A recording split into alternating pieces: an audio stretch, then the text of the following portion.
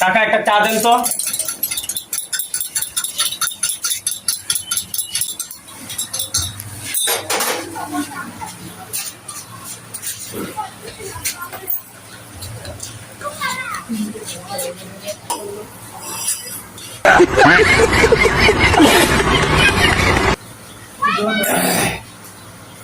আমার কাপটা যে ভাঙিয়ে আনেছিলাম কাপে চলবো না বাবা ঠিক চলবো।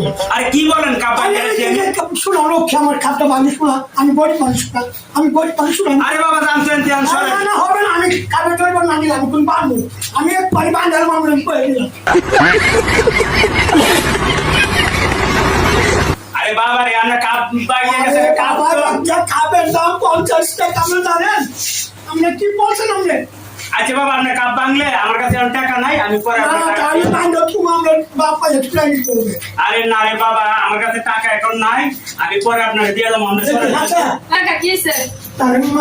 আমার কাপটা জরিমানা লাগতো 50 টাকা দাও, কাপে জরিমানা দানে কাপটা ভেঙে গেছে। আমার শোনা আমার এখন দিতে হবে না, কি করতে 50 টাকা 50 টাকা ঠিক আছে,